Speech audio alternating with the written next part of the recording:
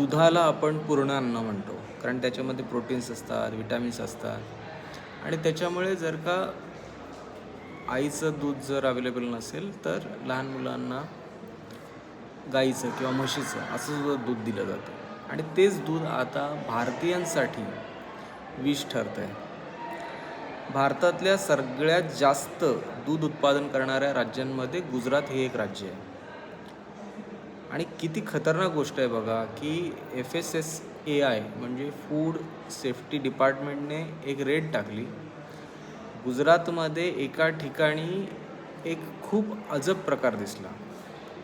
रोज 300 litre दुधापासून तिथे 1800 litre दूध बनवून ते पॅक करून देशाच्या विविध ठिकाणी विकायला पाठवलं जात होतं. आणि हे मागची 5 वर्ष चालू आहे.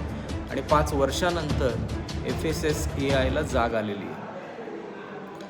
आता तुम्ही म्हणाल की पाणी तर सगळेच टाकतात, सगळेच दूधवाले पाणी टाकतात. तर हा तसा प्रकार अजिबात नाही आहे. ही दूध कंपनी घट्ट दूधच पॅक करून विकायला पाठवत होती. आणि त्यात काय काय टाकत होते तर डिटर्जंट पावडर ज्याने आपण कपडे धुतो, युरिया खत जे शेतातल्या पिकांना टाकतो, कॉस्टिक सोडा, पाम तेल ज्याच्यामध्ये वडापाव समोसा तळले जातात, सोयाबीनचं तेल, वे पावडर जे हल्ली बॉडी बिल्डर्स वगैरे घेतात, आणि त्याच्यानंतर दूध पावडर. आता अशा प्रकारचं दूध शरीराला किती हानिकारक असू शकतं याचा विचारसुद्धा आपण करू शकत नाही. आणि अशा प्रकारचं दूध रोज लहान मुलांना जर पाजलं तर त्याचा काय परिणाम होऊ शकतो.